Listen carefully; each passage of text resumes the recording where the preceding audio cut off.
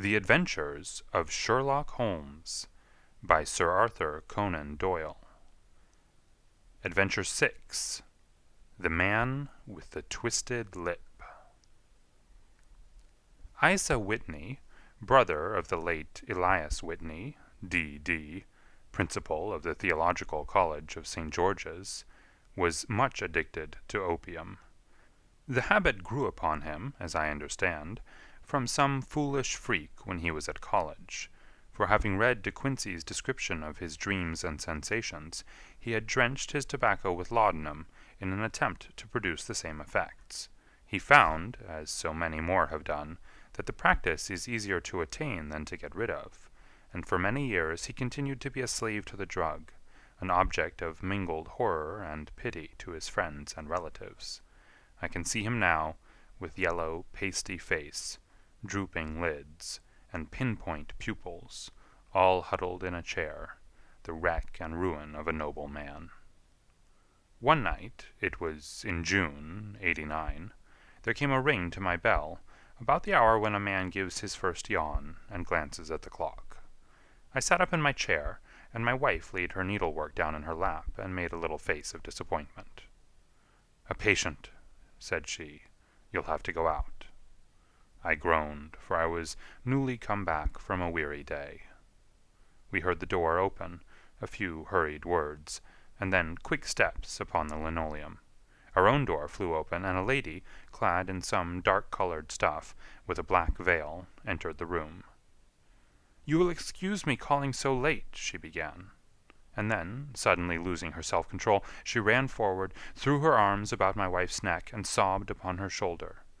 "Oh, I'm in such trouble," she cried. "I do so want a little help." "Why," said my wife, pulling up her veil, "it is Kate Whitney. How you startled me, Kate. I had not an idea who you were when you came in." "I didn't know what to do, so I came straight to you." That was always the way. Folk who were in grief came to my wife, like birds to a lighthouse. "It was very sweet of you to come. Now, you must have some wine and water, and sit here comfortably and tell us all about it. Or should you rather that I sent James off to bed?" "Oh, no, no, I want the doctor's advice and help, too. It's about Isa. He has not been home for 2 days. I'm so frightened about him." It was not the first time that she had spoken to us of her husband's trouble, to me as a doctor, to my wife as an old friend and school companion. We soothed and comforted her by such words as we could find. Did she know where her husband was? Was it possible that we could bring him back to her? It seems that it was. She had the surest information that of late he had, when the fit was on him, made use of an opium den in the farthest east of the city. Hitherto his orgies had always been confined to one day, and he had come back, twitching and shattered, in the evening. But now the spell had been upon him 48 hours, and he lay there, doubtless among the dregs of the docks, breathing in the poison or sleeping off the effects.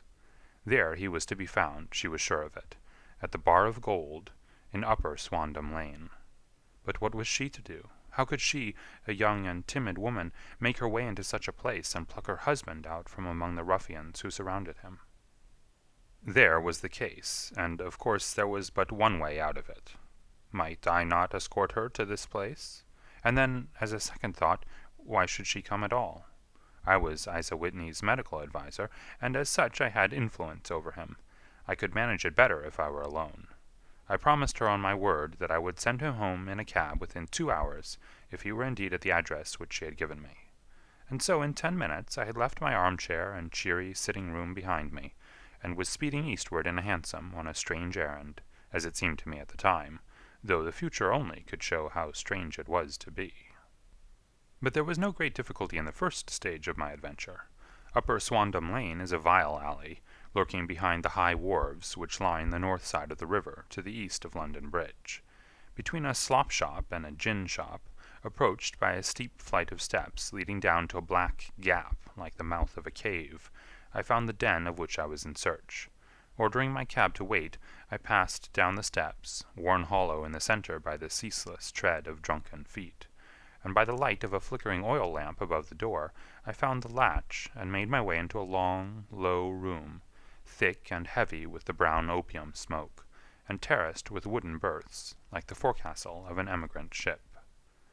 Through the gloom one could dimly catch a glimpse of bodies lying in strange, fantastic poses, bowed shoulders, bent knees, heads thrown back, and chins pointing upward, with here and there a dark, lackluster eye turned upon the newcomer. Out of the black shadows there glimmered little red circles of light, now bright, now faint, as the burning poison waxed or waned in the bowls of the metal pipes.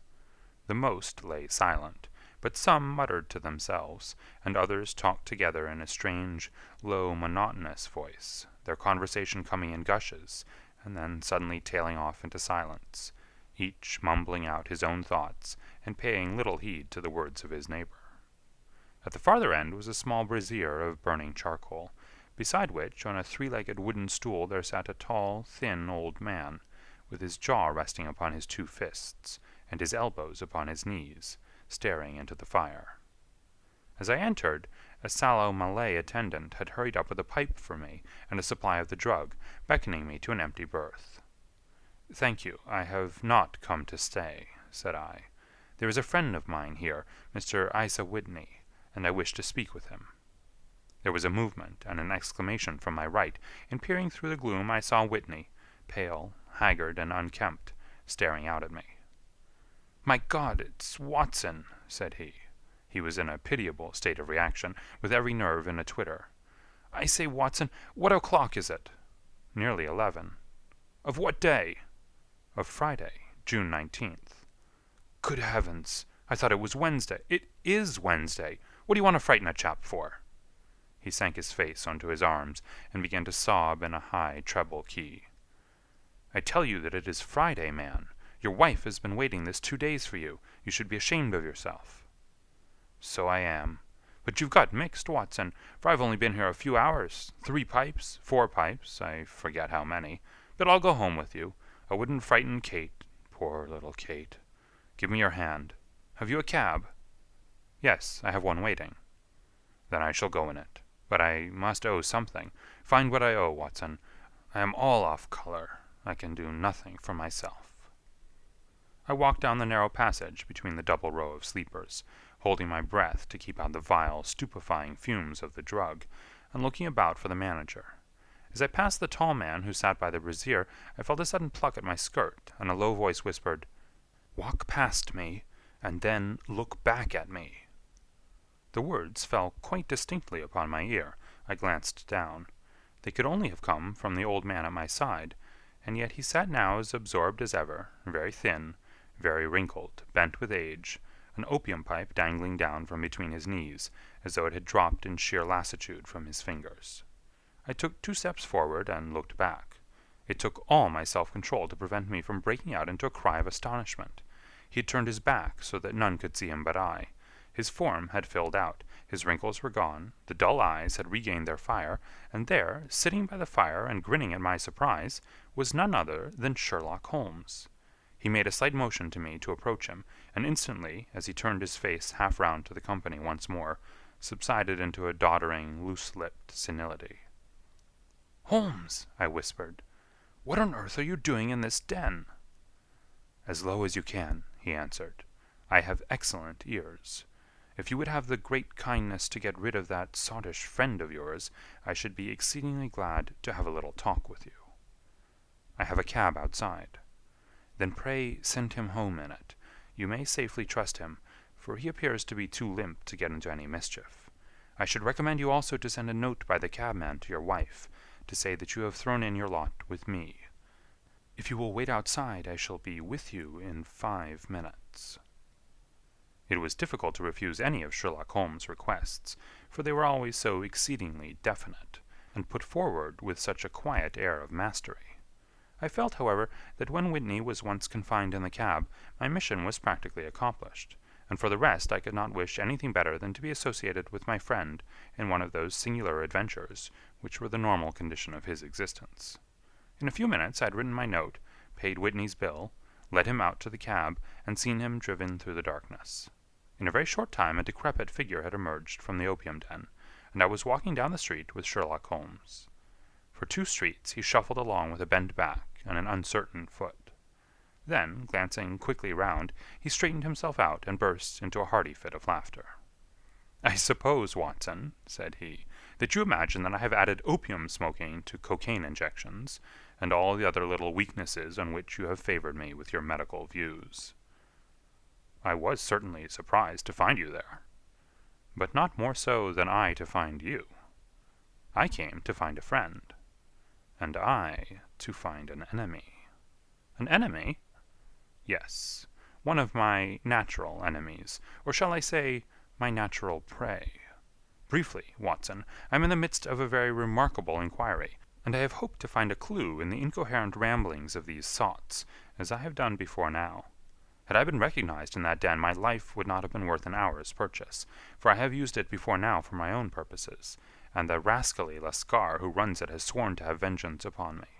There is a trapdoor at the back of that building, near the corner of Paul's Wharf, which could tell some strange tales of what has passed through it upon the moonless nights." "What! You do not mean bodies?" "Ay, bodies, Watson. We should be rich men if we had £1,000 for every poor devil who had been done to death in that den. It is the vilest murder trap on the whole riverside, and I fear that Neville St. Clair has entered it, never to leave it more. But our trap should be here." He put his two forefingers between his teeth and whistled shrilly, a signal which was answered by a similar whistle from the distance, followed shortly by the rattle of wheels and the clink of horses' hoofs. "Now, Watson," said Holmes, as a tall dog-cart dashed up through the gloom, throwing out two golden tunnels of yellow light from its side lanterns, "you'll come with me, won't you?" "If I can be of use." "Oh, a trusty comrade is always of use, and a chronicler still more so. My room at the Cedars is a double-bedded one." "The Cedars?" "Yes, that is Mr. St. Clair's house. I am staying there while I conduct the inquiry." "Where is it, then?" "Near Lee, in Kent. We have a 7-mile drive before us." "But I am all in the dark." "Of course you are. You'll know all about it presently. Jump up here. All right, John, we shall not need you. Here's half-a-crown. Look out for me tomorrow about 11. Give her head. So long, then." He flicked the horse with his whip, and we dashed away through the endless succession of somber and deserted streets, which widened gradually until we were flying across a broad balustraded bridge, with the murky river flowing sluggishly beneath us. Beyond lay another dull wilderness of bricks and mortar, its silence broken only by the heavy, regular footfall of the policeman, or the songs and shouts of some belated party of revellers. A dull wrack was drifting slowly across the sky, and a star or two twinkled dimly here and there through the rifts of the clouds. Holmes drove in silence, with his head sunk upon his breast, and the air of a man who is lost in thought, while I sat beside him, curious to learn what this new quest might be which seemed to tax his powers so sorely, and yet afraid to break in upon the current of his thoughts. We had driven several miles, and were beginning to get to the fringe of the belt of suburban villas, when he shook himself, shrugged his shoulders, and lit up his pipe with the air of a man who has satisfied himself that he is acting for the best. "You have a grand gift of silence, Watson," said he. "It makes you quite invaluable as a companion. Upon my word, it is a great thing for me to have someone to talk to, for my own thoughts are not over-pleasant. I was wondering what I should say to this dear little woman tonight when she meets me at the door." "You forget that I know nothing about it." "I shall just have time to tell you the facts of the case before we get to Lee. It seems absurdly simple, and yet somehow I can get nothing to go upon. There's plenty of thread, no doubt, but I can't get the end of it into my hand. Now, I'll state the case clearly and concisely to you, Watson, and maybe you can see a spark where all is dark to me." "Proceed, then." Some years ago, to be definite, in May, 1884, there came to Lee a gentleman, Neville St. Clair by name, who appeared to have plenty of money. He took a large villa, laid out the grounds very nicely, and lived generally in good style. By degrees he made friends in the neighborhood, and in 1887 he married the daughter of a local brewer, by whom he now has 2 children. He had no occupation, but was interested in several companies, and went into town as a rule in the morning, returning by the 5:14 from Cannon Street every night. Mr. St. Clair is now 37 years of age, is a man of temperate habits, a good husband, a very affectionate father, and a man who is popular with all who know him. I may add that his whole debts at the present moment, as far as we've been able to ascertain, amount to £88 10s, while he has £220 standing to his credit in the Capital and Counties Bank. There is no reason, therefore, to think that money troubles have been weighing upon his mind. Last Monday, Mr. Neville St. Clair went into town rather earlier than usual, remarking before he started that he had 2 important commissions to perform, and that he would bring his little boy home a box of bricks. Now, by the merest chance, his wife received a telegram upon this same Monday, very shortly after his departure, to the effect that a small parcel of considerable value, which she had been expecting, was waiting for her at the offices of the Aberdeen Shipping Company. Now, if you are well up in your London, you will know that the office of the company is in Fresno Street, which branches out of Upper Swandam Lane, where you found me tonight. Mrs. St. Clair had her lunch, started for the city, did some shopping, proceeded to the company's office, got her packet, and found herself at exactly 4:35 walking through Swandam Lane on her way back to the station. Have you followed me so far? It is very clear. If you remember, Monday was an exceedingly hot day, and Mrs. St. Clair walked slowly, glancing about in the hope of seeing a cab, as she did not like the neighborhood in which she found herself. While she was walking in this way down Swandam Lane, she suddenly heard an ejaculation or cry, and was struck cold to see her husband looking down at her, and, as it seemed to her, beckoning to her from a second-floor window. The window was open, and she distinctly saw his face, which she describes as being terribly agitated. He waved his hands frantically to her, and then vanished from the window so suddenly that it seemed to her that he had been plucked back by some irresistible force from behind. One singular point, which struck her quite feminine eye, was that although he wore some dark coat, such as he had started to town in, he had on neither collar nor necktie.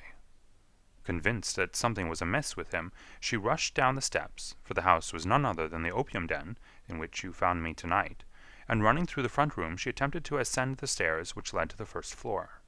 At the foot of the stairs, however, she met this Lascar scoundrel of whom I have spoken, who thrust her back and, aided by a Dane, who acts as assistant there, pushed her out into the street. Filled with the most maddening doubts and fears, she rushed down the lane, and by rare good fortune met in Fresno Street a number of constables with an inspector, all on their way to their beat. The inspector and 2 men accompanied her back, and in spite of the continued resistance of the proprietor, they made their way up to the room in which Mr. St. Clair had last been seen. There was no sign of him there. In fact, in the whole of that floor there was no one to be seen, save a crippled wretch of hideous aspect, who, it seems, made his home there. Both he and the Lascar stoutly swore that no one else had been in the front room during the afternoon. So determined was their denial that the inspector was staggered, and had almost come to believe that Mrs. St. Clair had been deluded, when, with a cry, she sprang at a small deal box which lay upon the table and tore the lid from it. Out there fell a cascade of children's bricks. It was the toy which he had promised to bring home. This discovery, and the evident confusion which the cripple showed, made the inspector realize that the matter was serious. The rooms were carefully examined, and results all pointed to an abominable crime. The front room was plainly furnished as a sitting room, and led into a small bedroom, which looked out upon the back of one of the wharves. Between the wharf and the bedroom window is a narrow strip, which is dry at low tide, but is covered at high tide with at least 4½ feet of water. The bedroom window was a broad one, and opened from below. On examination, traces of blood were to be seen upon the window-sill, and several scattered drops were visible upon the wooden floor of the bedroom. Thrust away behind a curtain, in the front room, were all the clothes of Mr. Neville St. Clair, with the exception of his coat. His boots, his socks, his hat, and his watch, all were there. There were no signs of violence upon any of these garments, and there were no other traces of Mr. Neville St. Clair. Out of the window he must apparently have gone, for no other exit could be discovered, and the ominous bloodstains upon the sill gave little promise that he could save himself by swimming, for the tide was at its very highest at the moment of the tragedy. And now as to the villains who seemed to be immediately implicated in the matter. The Lascar was known to be a man of the vilest antecedents, But as, by Mrs. St. Clair's story, he was known to have been at the foot of the stair within a very few seconds of her husband's appearance at the window, he could hardly have been more than an accessory to the crime. His defense was one of absolute ignorance, and he protested that he had no knowledge as to the doings of Hugh Boone, his lodger, and that he could not account in any way for the presence of the missing gentleman's clothes. So much for the Lascar manager. Now for this sinister cripple who lives upon the second floor of the opium den, and who was certainly the last human being whose eyes rested upon Neville St. Clair. His name is Hugh Boone, and his hideous face is one which is familiar to every man who goes much to the city. He is a professional beggar, though in order to avoid the police regulations, he pretends to a small trade in wax vestas.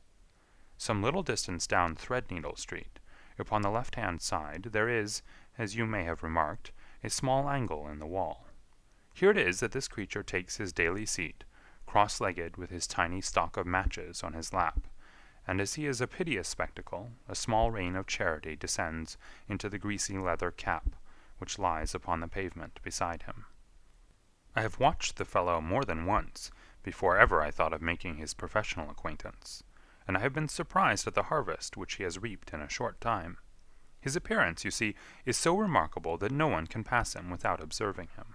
A shock of orange hair, a pale face disfigured by a horrible scar, which by its contraction has turned up the outer edges of his upper lip, a bulldog chin, and a pair of very penetrating dark eyes, which present a singular contrast to the color of his hair, all mark him out from amid the common crowd of mendicants, and so too does his wit, for he is ever ready with a reply to any piece of chaff which may be thrown at him by the passers-by.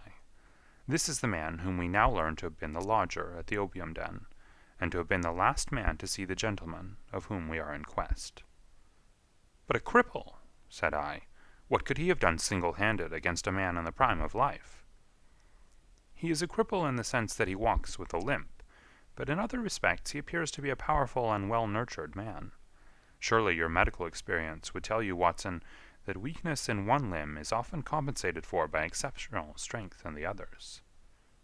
Pray, continue your narrative. Mrs. St. Clair had fainted at the sight of the blood upon the window, and she was escorted home in a cab by the police, as her presence could be of no help to them in their investigations. Inspector Barton, who had charge of the case, made a very careful examination of the premises, but without finding anything which threw any light upon the matter. One mistake had been made in not arresting Boone instantly, as he was allowed some few minutes during which he might have communicated with his friend the Lascar. But this fault was soon remedied, and he was seized and searched, without anything being found which could incriminate him. There were, it is true, some blood-stains upon his right shirt-sleeve, but he pointed to his ring finger, which had been cut near the nail, and explained that the bleeding came from there, adding that he had been to the window not long before, and that the stains which had been observed there came doubtless from the same source. He denied strenuously having ever seen Mr. Neville St. Clair, and swore that the presence of the clothes in his room was as much a mystery to him as to the police. As to Mrs. St. Clair's assertion that she had actually seen her husband at the window, he declared that she must have been either mad or dreaming. He was removed, loudly protesting, to the police station, while the inspector remained upon the premises in the hope that the ebbing tide might afford some fresh clue. And it did, though they hardly found upon the mud-bank what they had feared to find. It was Neville St. Clair's coat, and not Neville St. Clair, which lay uncovered as the tide receded. And what do you think they found in the pockets? I cannot imagine. No, I don't think you would guess. Every pocket stuffed with pennies and halfpennies, 421 pennies and 270 halfpennies. It was no wonder that it had not been swept away by the tide. But a human body is a different matter. There was a fierce eddy between the wharf and the house. It seemed likely enough that the weighted coat had remained when the stripped body had been sucked away into the river. But I understand that all the other clothes were found in the room.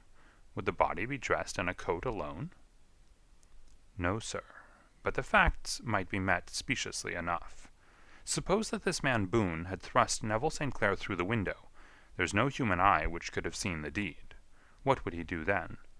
It would of course instantly strike him that he must get rid of the telltale garments. He would seize the coat, then, and be in the act of throwing it out, when it would occur to him that it would swim and not sink.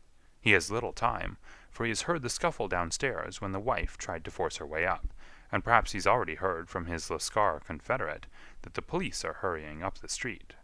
There's not an instant to be lost. He rushes to some secret hoard, where he has accumulated the fruits of his beggary, and he stuffs all the coins upon which he can lay his hands into the pockets to make sure of the coat's sinking. He throws it out, and would have done the same thing with the other garments, had not he heard the rush of steps below, and only just had time to close the window when the police appeared.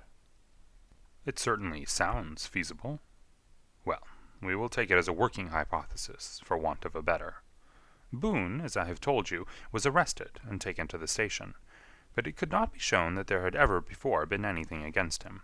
He had for years been known as a professional beggar, but his life appeared to have been a very quiet and innocent one.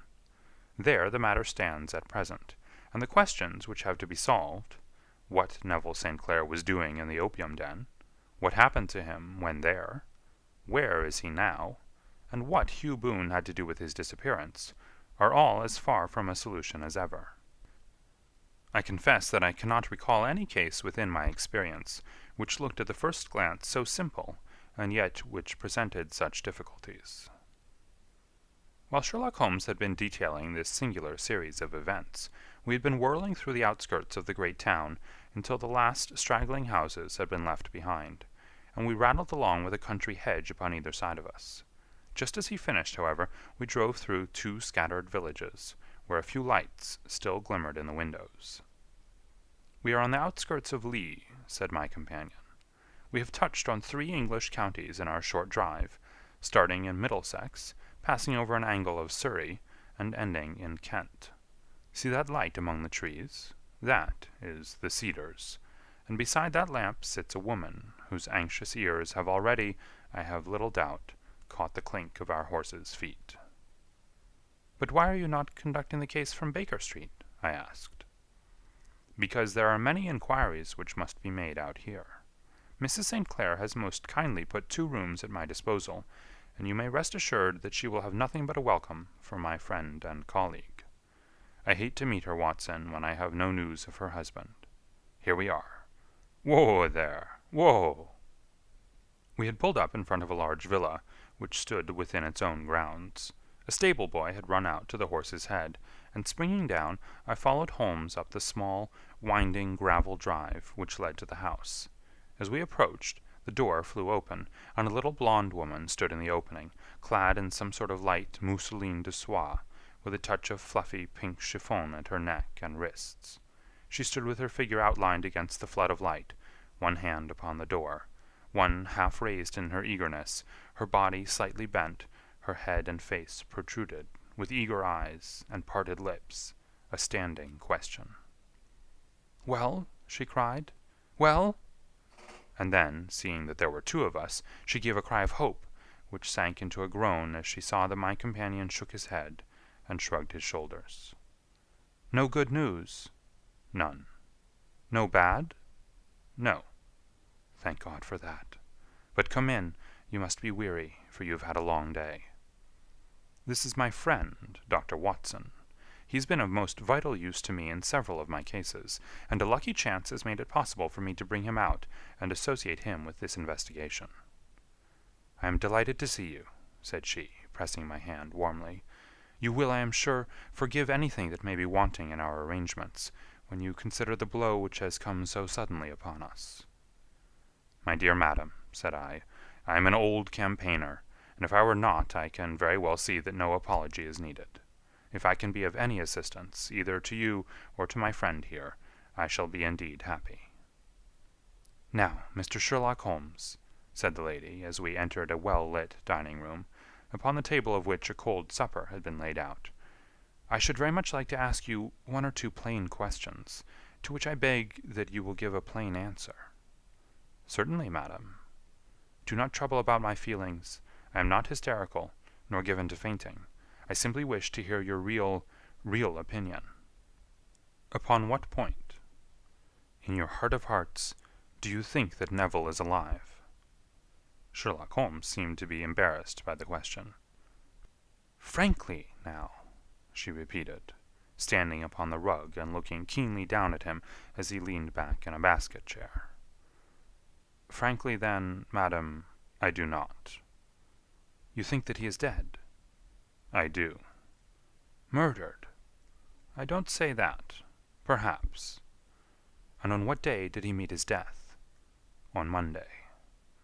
"Then perhaps, Mr. Holmes, you will be good enough to explain how it is that I have received a letter from him today." Sherlock Holmes sprang out of his chair as if he'd been galvanized. "What?" he roared. "Yes, today." She stood smiling, holding up a little slip of paper in the air. "May I see it?" "Certainly." He snatched it from her in his eagerness, and smoothing it out upon the table, he drew over the lamp and examined it intently. I had left my chair and was gazing at it over his shoulder. The envelope was a very coarse one, and was stamped with the Gravesend postmark, and with the date of that very day, or rather of the day before, for it was considerably after midnight. "Coarse writing," murmured Holmes. "Surely this is not your husband's writing, madam?" "No, but the enclosure is." "I perceive also that whoever addressed the envelope had to go and inquire as to the address." "How can you tell that?" "The name, you see, is in perfectly black ink, which has dried itself. The rest is of the grayish color, which shows that blotting paper has been used. If it had been written straight off, and then blotted, none would be of a deep black shade. This man has written the name, and there has then been a pause before he wrote the address, which can only mean that he was not familiar with it. It is, of course, a trifle, but there is nothing so important as trifles. Let us now see the letter. Ha! There's been an enclosure here." "Yes, there was a ring, his signet ring." "And you are sure that this is your husband's hand?" "One of his hands." "One?" "His hand when he wrote hurriedly. It is very unlike his usual writing, and yet I know it well." "Dearest, do not be frightened. All will come well. There is a huge error which it may take some little time to rectify.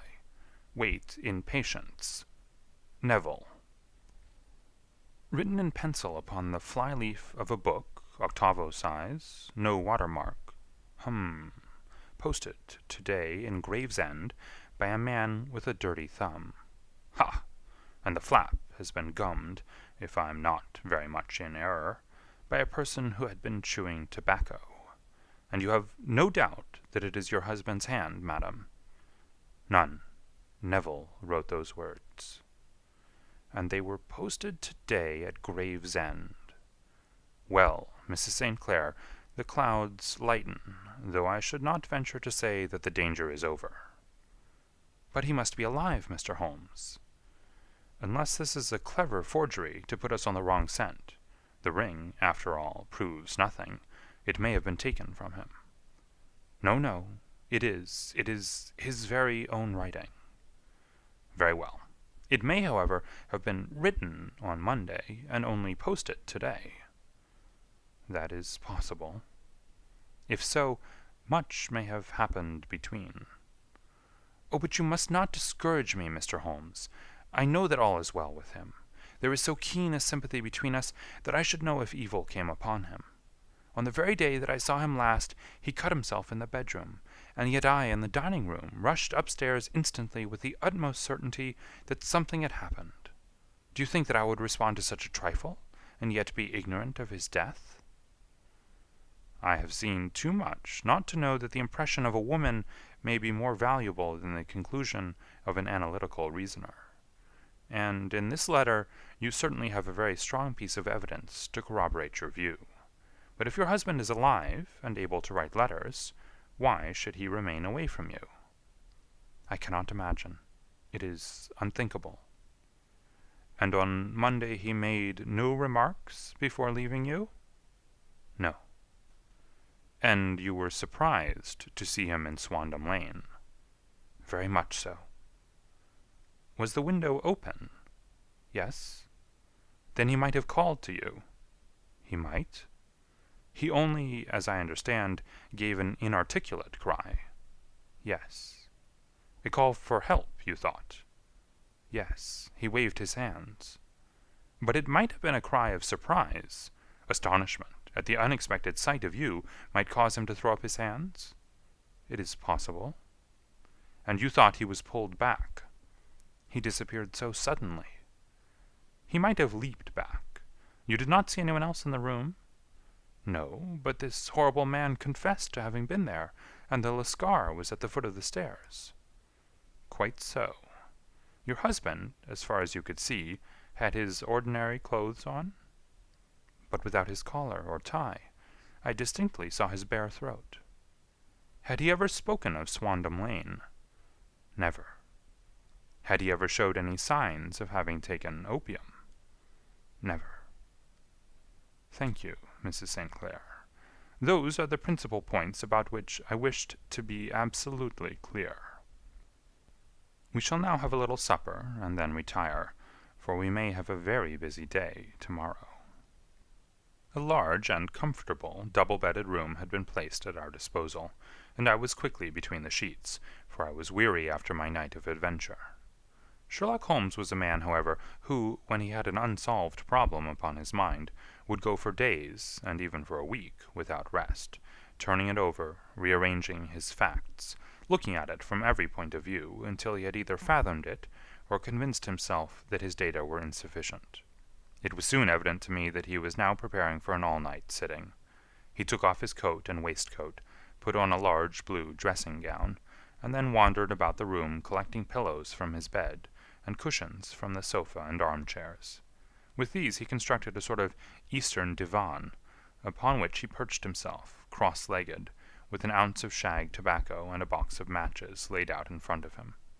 In the dim light of the lamp I saw him sitting there, an old briar pipe between his lips, his eyes fixed vacantly upon the corner of the ceiling, the blue smoke curling up from him, silent, motionless, with the light shining upon his strong-set, aquiline features.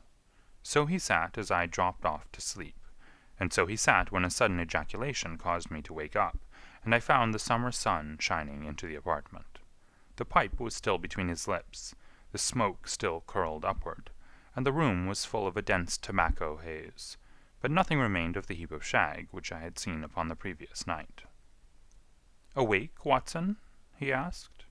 "Yes." "Game for a morning drive?" "Certainly." "Then dress. No one is stirring yet, but I know where the stable-boy sleeps, and we shall soon have the trap out." He chuckled to himself as he spoke, his eyes twinkled, and he seemed a different man to the sombre thinker of the previous night. As I dressed, I glanced at my watch. It was no wonder that no one was stirring. It was 25 minutes past 4. I'd hardly finished when Holmes returned with the news that the boy was putting in the horse. "I want to test a little theory of mine," said he, pulling on his boots. "I think, Watson, that you are now standing in the presence of one of the most absolute fools in Europe. I deserve to be kicked from here to Charing Cross, but I think I have the key of the affair now." "And where is it?" I asked, smiling. "In the bathroom," he answered. "Oh, yes, I'm not joking," he continued, seeing my look of incredulity. "I have just been there, and I have taken it out, and I have got it in this Gladstone bag. Come on, my boy, and we shall see whether it will not fit the lock." We made our way downstairs as quietly as possible, and out into the bright morning sunshine. In the road stood our horse and trap, with the half-clad stable-boy waiting at the head. We both sprang in, and away we dashed down the London road. A few country carts were stirring, bearing in vegetables to the metropolis, but the lines of villas on either side were as silent and lifeless as some city in a dream. "It has been in some points a singular case," said Holmes, flicking the horse on into a gallop. "I confess that I have been as blind as a mole, but it is better to learn wisdom late than never to learn it at all." In town, the earliest risers were just beginning to look sleepily from their windows as we drove through the streets of the Surrey side. Passing down the Waterloo Bridge Road, we crossed over the river, and dashing up Wellington Street, wheeled sharply to the right, and found ourselves in Bow Street. Sherlock Holmes was well known to the force, and the two constables at the door saluted him. One of them held the horse's head, while the other led us in. "Who's on duty?" asked Holmes. "Inspector Bradstreet, sir." "Ah, Bradstreet, how are you?" A tall, stout official had come down the stone-flagged passage, in a peaked cap and frogged jacket. "I wish to have a quiet word with you, Bradstreet." "Certainly, Mr. Holmes. Step into my room here." It was a small, office-like room, with a huge ledger upon the table, and a telephone projecting from the wall. The inspector sat down at his desk. "What can I do for you, Mr. Holmes?" "I called about that beggarman, Boone, the one who was charged with being concerned in the disappearance of Mr. Neville St. Clair, of Lee." "Yes, he was brought up and remanded for further inquiries." "So I heard. You have him here?" "In the cells." "Is he quiet?" "Oh, he gives no trouble, but he's a dirty scoundrel." "Dirty?" "Yes, it's all we can do to make him wash his hands, and his face is as black as a tinker's. Well, when once his case has been settled, he will have a regular prison bath, and I think if you saw him, you would agree with me that he needed it." "I should like to see him very much." "Would you? That's easily done. Come this way. You can leave your bag." "No, I think that I'll take it." "Very good. Come this way, if you please." He led us down a passage, opened a barred door, passed down a winding stair, and brought us to a whitewashed corridor with a line of doors on each side. "The third on the right is his," said the inspector. "Here it is." He quietly shot back a panel in the upper part of the door, and glanced through. "He's asleep," said he. "You can see him very well." We both put our eyes to the grating. The prisoner lay with his face towards us, in a very deep sleep, breathing slowly and heavily. He was a middle-sized man, coarsely clad as became his calling, with a colored shirt protruding through the rent in his tattered coat. He was, as the inspector had said, extremely dirty, but the grime which covered his face could not conceal its repulsive ugliness. A broad weal from an old scar ran right across it from eye to chin, and by its contraction had turned up one side of the upper lip, so that 3 teeth were exposed in a perpetual snarl. A shock of very bright red hair grew low over his eyes and forehead. "He's a beauty, isn't he?" said the inspector. "He certainly needs a wash," remarked Holmes. "I had an idea that he might, and I took the liberty of bringing the tools with me." He opened the Gladstone bag as he spoke, and took out, to my astonishment, a very large bath sponge. You're a funny one," chuckled the inspector. "Now, if you will have the great goodness to open that door very quietly, we will soon make him cut a much more respectable figure." "Well, I don't know why not," said the inspector. "He doesn't look a credit to the Bow Street cells, does he?" He slipped his key into the lock, and we all very quietly entered the cell. The sleeper half turned, and then settled down once more into a deep slumber. Holmes stooped to the water-jug, moistened his sponge, and then rubbed it twice vigorously across and down the prisoner's face. "Let me introduce you," he shouted, "to Mr. Neville St. Clair, of Lee, in the county of Kent." Never in my life have I seen such a sight. The man's face peeled off under the sponge like the bark from a tree. Gone was the coarse brown tint. Gone, too, was the horrid scar which had seamed it across, and the twisted lip which had given the repulsive sneer to the face.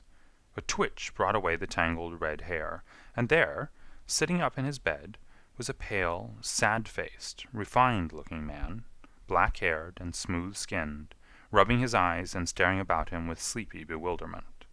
Then, suddenly realizing the exposure, he broke into a scream and threw himself down with his face to the pillow. "Great heavens!" cried the inspector. "It is, indeed, the missing man. I know him from the photograph." The prisoner turned with the reckless air of a man who abandons himself to his destiny. "Be it so," said he. "And pray, what am I charged with?" "With making away with Mr. Neville St. "Oh, come, you can't be charged with that unless they make a case of attempted suicide of it," said the inspector with a grin.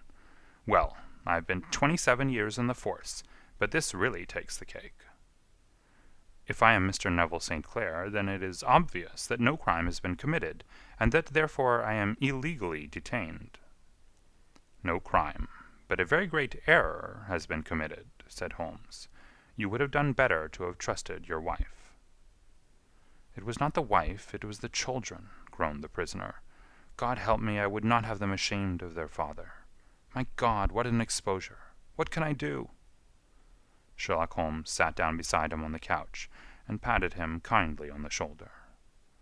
"If you leave it to a court of law to clear the matter up," said he, "of course you can hardly avoid publicity. On the other hand, if you convince the police authorities that there is no possible case against you, I do not know that there is any reason that the details should find their way into the papers. Inspector Bradstreet would, I am sure, make notes upon anything which you might tell us, and submit it to the proper authorities. The case would then never go into court at all." "God bless you!" cried the prisoner, passionately. "I would have endured imprisonment, aye, even execution, rather than have left my miserable secret as a family blot to my children. You are the first who have ever heard my story. My father was a schoolmaster in Chesterfield, where I received an excellent education. I travelled in my youth, took to the stage, and finally became a reporter on an evening paper in London. One day my editor wished to have a series of articles upon begging in the metropolis, and I volunteered to supply them. There was the point from which all my adventures started. It was only by trying begging as an amateur that I could get the facts upon which to base my articles. When an actor, I had, of course, learned all the secrets of making up, and had been famous in the green room for my skill. I took advantage now of my attainments. I painted my face, and to make myself as pitiable as possible, I made a good scar, and fixed one side of my lip in a twist by the aid of a small slip of flesh-colored plaster. Then, with a red head of hair, and an appropriate dress, I took my station in the business part of the city, ostensibly as a match-seller, but really as a beggar. For 7 hours I plied my trade, and when I returned home in the evening, I found to my surprise that I had received no less than 26 shillings and fourpence. I wrote my articles, and thought little more of the matter, until some time later I backed a bill for a friend, and had a writ served upon me for £25. I was at my wit's end where to get the money, but a sudden idea came to me. I begged a fortnight's grace from the creditor, asked for a holiday from my employers, and spent the time in begging in the city under my disguise. In 10 days I had the money, and had paid the debt. Well, you can imagine how hard it was to settle down to arduous work at £2 a week, when I knew that I could earn as much in a day by smearing my face with a little paint, laying my cap on the ground, and sitting still. It was a long fight between my pride and the money, but the dollars won at last, and I threw up reporting and sat day after day in the corner which I had first chosen, inspiring pity by my ghastly face, and filling my pockets with coppers. Only one man knew my secret. He was the keeper of a low den in which I used to lodge in Swandam Lane, where I could every morning emerge as a squalid beggar, and in the evenings transform myself into a well-dressed man about town. This fellow, a Lascar, was well paid by me for his rooms, so that I knew that my secret was safe in his possession. Well, very soon I found that I was saving considerable sums of money. I do not mean that any beggar in the streets of London could earn £700 a year, which is less than my average takings, but I had exceptional advantages in my power of making up, and also in a facility of repartee, which improved by practice and made me quite a recognized character in the city. All day a stream of pennies, varied by silver, poured in upon me, and it was a very bad day in which I failed to take £2. As I grew richer I grew more ambitious, took a house in the country, and eventually married, without anyone having a suspicion as to my real occupation. My dear wife knew that I had business in the city. She little knew what. Last Monday I had finished for the day, and was dressing in my room above the opium den, when I looked out of my window and saw, to my horror and astonishment, that my wife was standing in the street, with her eyes fixed full upon me. I gave a cry of surprise, threw up my arms to cover my face, and rushing to my confidant, the Lascar, entreated him to prevent anyone from coming up to me. I heard her voice downstairs, but I knew that she could not ascend. Swiftly I threw off my clothes, pulled on those of a beggar, and put on my pigments and wig. Even a wife's eyes could not pierce so complete a disguise. But then it occurred to me that there might be a search in the room, and that the clothes might betray me. I threw open the window, reopening by my violence a small cut which I had inflicted upon myself in the bedroom that morning. Then I seized my coat, which was weighted by the coppers which I had just transferred to it from the leather bag in which I carried my takings. I hurled it out of the window, and it disappeared into the Thames. The other clothes would have followed, but at that moment there was a rush of constables up the stair, and a few minutes after I found, rather I confess to my relief, that instead of being identified as Mr. Neville St. Clair, I was arrested as his murderer. I do not know that there is anything else for me to explain. I was determined to preserve my disguise as long as possible, and hence my preference for a dirty face. Knowing that my wife would be terribly anxious, I slipped off my ring and confided it to the Lascar at a moment when no constable was watching me, together with a hurried scrawl telling her that she had no cause to fear. "That note only reached her yesterday," said Holmes. "Good God! What a week she must have spent!" "The police have watched this Lascar," said Inspector Bradstreet, "and I can quite understand that he might find it difficult to post a letter unobserved. Probably he handed it to some sailor customer of his, who forgot all about it for some days." "That was it," said Holmes, nodding approvingly. "I have no doubt of it. But have you never been prosecuted for begging?" "Many times. But what was a fine to me?" "It must stop here, however," said Bradstreet. "If the police are to hush this thing up, there must be no more of Hugh Boone." "I have sworn it by the most solemn oaths which a man can take." "In that case, I think that it is probable that no further steps may be taken. But if you are found again, then all must come out. I am sure, Mr. Holmes, that we are very much indebted to you for having cleared the matter up. I wish I knew how you reached your results." "I reached this one," said my friend, "by sitting upon 5 pillows and consuming an ounce of shag. I think, Watson, that if we drive to Baker Street we shall just be in time for breakfast." End of Adventure 6.